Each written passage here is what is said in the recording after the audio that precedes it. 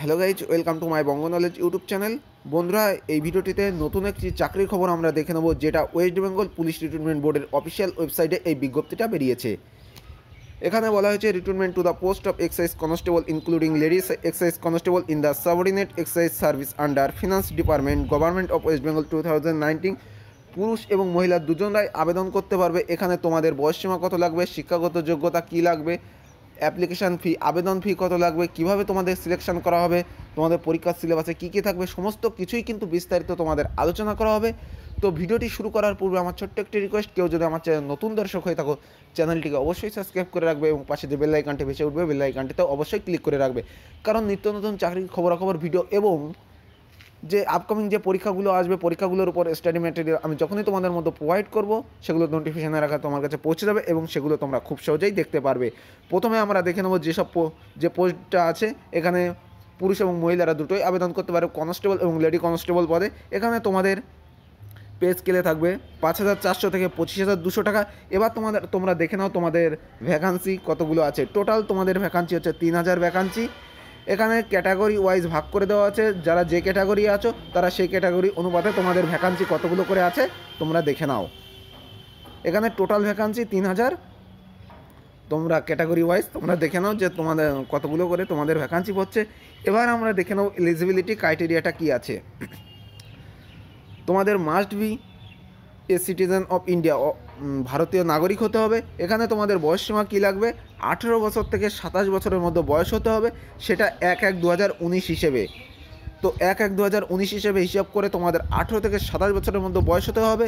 আর তুমি যদি পশ্চিমবঙ্গের বাসিন্দা হয়ে থাকো, তাহলে তোমরা যে রিল্যাক্সেশনটা আছে, এসসি এবং এসটি পদে যারা ক্যাটাগরিতে যারা আছো তারা 5 বছরের ছাড় পাবে এবং ওবিসি ক্যাটাগরিরা 3 বছরের ছাড় পাবে। যদি তোমরা ওই পশ্চিমবঙ্গের বাসিন্দা হয়ে থাকো তাহলে এই ছাড়টা পাবে। ওকে, তো তোমাদের বয়সসীমা কী লাগবে, 18 থেকে 27 বছরের মধ্যে। এবার আমরা দেখে নেব সেই ডেট অফ বার্থটা, কিন্তু আরেকটু কথা, সেই ডেট অফ বার্থটা কিন্তু মাধ্যমিক বা ইকুইভ্যালেন্ট অ্যাডমিট কার্ড অনুসারে সেটা কিন্তু তোমাদের দেখা হবে।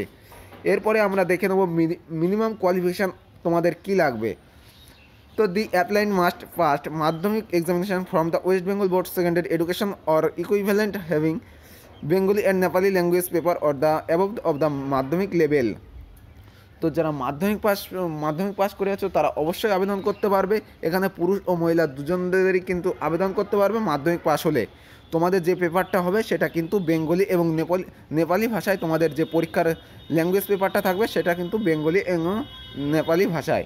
ওকে, এটাই কিন্তু এখানে বলা হয়েছে, তোমাদের রিটেন এক্সামে বেঙ্গলি এবং নেপালি ভাষায় তোমাদের রিটেন টেস্টটা দিতে হবে, যে ভাষায় দিতে পারো।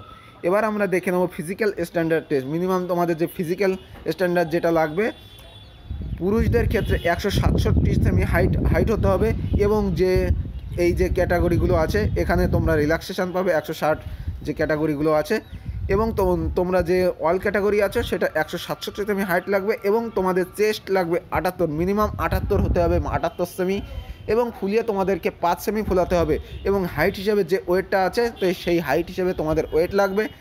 এখানে যারা মহিলারা আছে তাদের কিন্তু এখানে হাইট লাগবে হচ্ছে 160 সেমি। তোমাদের চেস্টের কোনো নেই, কিন্তু তোমাদের হাইট হিসেবে যে ওয়েটটা সেই ওয়েটটা কিন্তু লাগবে। এখানে হাইট হিসেবে ওয়েটে দেখো ছক করে দেওয়া আছে।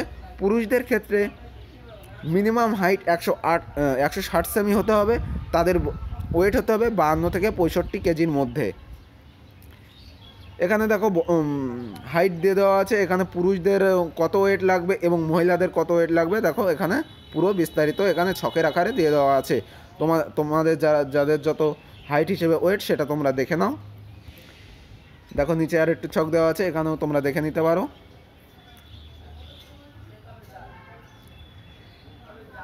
এবার আমরা দেখে নেব তোমাদের যে ফিজিক্যাল মেজারমেন্ট টেস্টটা দেখে নিলে যে হাইট হিসেবে ওয়েট, চেস্ট কত। এবার তোমরা দেখে নাও ফিজিক্যাল এফিসিয়েন্সি টেস্টে তোমার মেল কনস্টেবল পদের ক্ষেত্রে 1600 মিটার রান হবে, যেটা 6.5 মিনিটে তোমাদেরকে কভার করতে হবে। 1600 মিটার রান পুরুষদের 6.5 মিনিটে কভার করতে হবে এবং ফিমেল যারা আছে মহিলা, তো মহিলাদের 400 মিটার রান 2 মিনিটে কভার করতে হবে।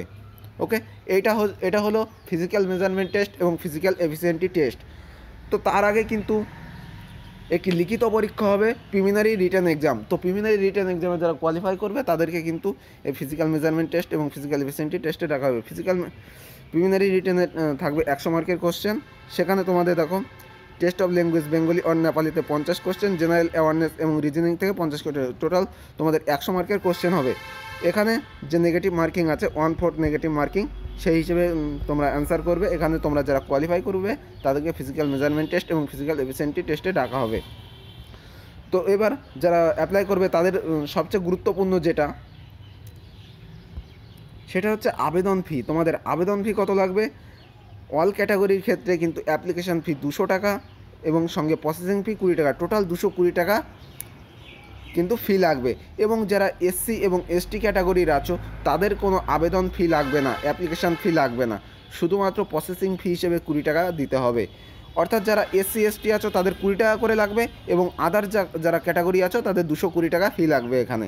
ওকে, তো এখানে কিন্তু তোমাদের যে প্রথমে রিটেন টেস্ট হবে, তারপরে ফিজিক্যাল মেজারমেন্ট টেস্ট এবং ফিজিক্যাল এফিসিয়েন্সি টেস্ট, তারপরে কোয়ালিফাই করলে তোমাদের মেন এক্সাম, তারপরে ইন্টারভিউ, তারপরে তোমাদের মেডিকেল এক্সামিনেশন, এইভাবে তোমাদের সিলেকশন করা হবে।